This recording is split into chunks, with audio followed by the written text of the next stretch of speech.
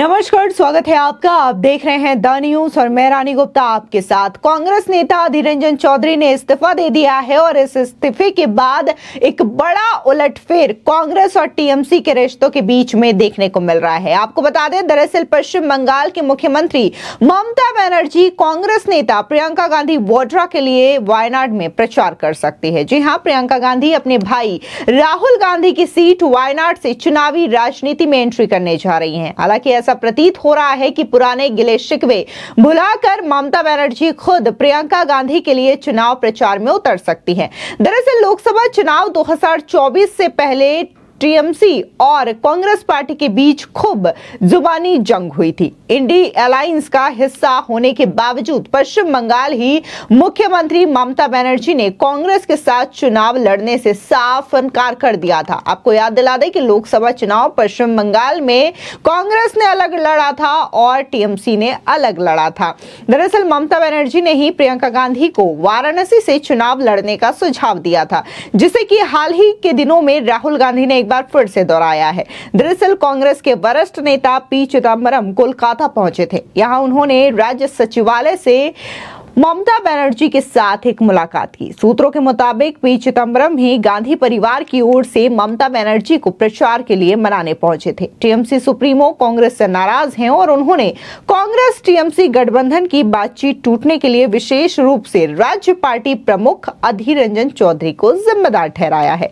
ऐसे में जब अधीर रंजन चौधरी ने इस्तीफा दे दिया है तो कहा यह जा रहा है कि अब जो कांग्रेस और टीएमसी के बीच नाराजगी थी वो लगभग खत्म हो चुकी है और ऐसे में जल्द ही ममता बनर्जी प्रियंका गांधी के साथ चुनावी प्रचार करती हुई वायनाड में नजर आएगी। आपको याद दिला दें, लगातार जहां पर देखने को मिल रहा था कि लोकसभा चुनावों को लेकर के इंडिया अलायंस बना था और इस बैनर के तहत न सिर्फ कांग्रेस बल्कि टीएमसी एक साथ एक मंच पर नजर आ रही थी, लेकिन वहीं दूसरी ओर पश्चिम बंगाल में जिस तरीके से हिंसक रवैया बार बार अपनाया जा रहा था और जो ममता बनर्जी का रवैया रहा था लॉ एंड ऑर्डर को लेकर के, इसको लेकर के बार बार जो कांग्रेस के नेता हैं अधीर रंजन चौधरी, उनकी ओर से सवाल उठाए जाते रहे। बार बार उन्होंने ममता बनर्जी पर तीखा हमला किया था।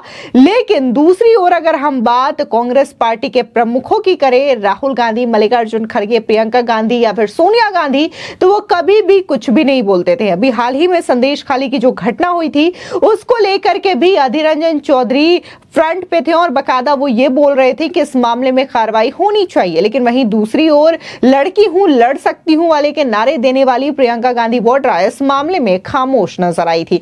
बता दें, साल 2019 में सक्रिय राजनीति में आने के बाद से प्रियंका गांधी वाड्रा के कभी अमेठी तो कभी रायबरेली और यहां तक कि वाराणसी लोकसभा सीट से चुनाव लड़ने को लेकर समय समय पर अटकलें लगाई जाती रही हैं। लेकिन कांग्रेस के उन्हें वायनाड सीट से उपचुनाव में मैदान में उतारने की घोषणा के बाद अब इस पर विराम लग गया है।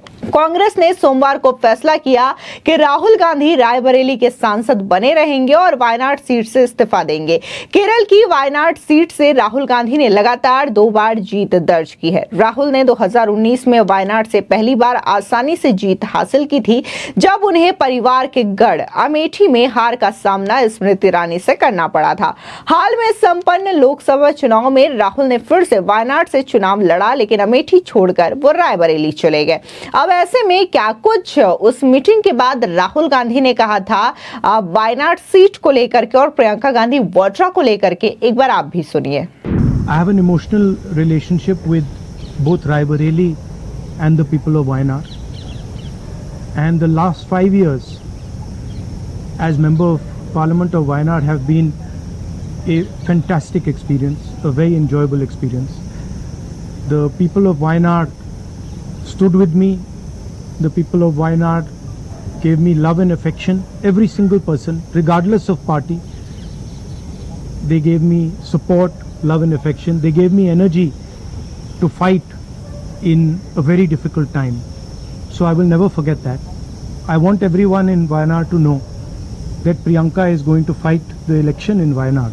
But I am going to be a frequent visitor to Wayanad, and I am going to be available to the people of Wayanad. And the commitments that I have made, we will stand by them and we will try and deliver all those commitments. She is going to be She's going to fight the election. I'm confident she's going to win the election, and she's going to be a very good representative for the people of Wayanad. People of Wayanad can think about it like this. You have now 2 members of parliament. One is my sister and one is me. And my doors are always open for you throughout the rest of my life. And I love every single person in Wayanad. जिसके बाद कई सारे नेताओं की प्रतिक्रिया सामने आई थी प्रियंका गांधी वाड्रा के वायनाड सीट से उपचुनाव लड़ने पर। ऐसे में सीपीआई नेता अनी राजा की भी प्रतिक्रिया सामने आई, जहां पर उन्होंने साफ तौर से राहुल गांधी के इस फैसले की कड़ी आलोचना की और उन्होंने ये तक कह दिया कि ये वायनाड की जनता के साथ धोखेबाजी होगी। सुनिए क्या कह रही हैं अनी राजा। Yes, as per the law, Rahul Gandhi had to or has to resign from one constituency, and Congress party and Rahul Gandhi both have decided to vacate Wayanad and continue with Rai Bareli. So that party's decision, and it is their prerogative. They have decided it. No, it is not my losing election. It is even at that point of time also I pointed it out that for a political morality, to keep that political morality, Rahul Gandhi should have informed the Wayanad constituency voters, because they have given him a huge majority and give a huge victory for him. And it is not only that they have given a victory to them, the voters should be informed that he is in his mind he is planning to contest another constituency. So that he did not inform this, that's an injustice to the voters of Wayanad. I stand with that position. आपको बता दें, दरअसल ममता बनर्जी और कांग्रेस के बीच फिर से पनपी दोस्ती के पीछे कारण ये है कि बंगाल के मुख्यमंत्री के सबसे कड़े आलोचकों में से एक अधीर रंजन चौधरी लगातार 5 जीत के बाद इस चुनाव में बहरामपुर लोकसभा सीट से हार गए हैं। गुरुवार को उन्होंने बंगाल कांग्रेस इकाई के अध्यक्ष पद से इस्तीफा दे दिया है, लेकिन इस बात की पुष्टि नहीं हुई है कि इस्तीफे को पार्टी की ओर से स्वीकार किया गया है या नहीं किया गया है। उधर ममता बनर्जी और गांधी परिवार के बीच घनिष्ठ संबंध रहे हैं। हालांकि अधीर रंजन चौधरी की मुख्यमंत्री पर तीखी और अक्सर व्यक्तिगत टिप्पणियां टीएमसी और कांग्रेस के बीच टकराव का कारण रही है। यही नहीं, टीएमसी ने आरोप लगाया था कि लोकसभा चुनाव में अकेले जाने के पीछे का कारण खुद अधीर रंजन चौधरी थे। सूत्रों ने कहा कि अधीर का मुद्दा अब सुलझ गया है।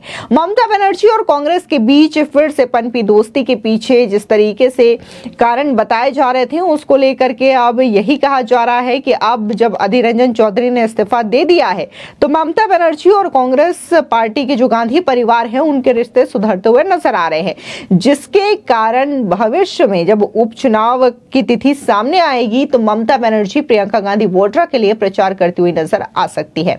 सोमवार से शुरू हो रहे संसद सत्र में विपक्ष 2014 के बाद से सबसे मजबूत स्थिति में होगा। सूत्रों ने कहा है कि बंगाल के मुख्यमंत्री ने इंडिया अलायंस के सदस्यों के बीच बेहतर समन्वय की भी मांग की है। विपक्षी गठबंधन ने मिलकर 232 लोकसभा सीटें जीती हैं। इसके संकेत पहले ही मिल चुके हैं, क्योंकि टीएमसी, कांग्रेस और डीएमके 3 नए आपराधिक कानूनों के कार्यान्वयन का विरोध कर रहे हैं। फिलहाल इस पूरे मामले को लेकर के आपकी क्या राय है, हमारे कमेंट सेक्शन में जरूर बताएं। धन्यवाद।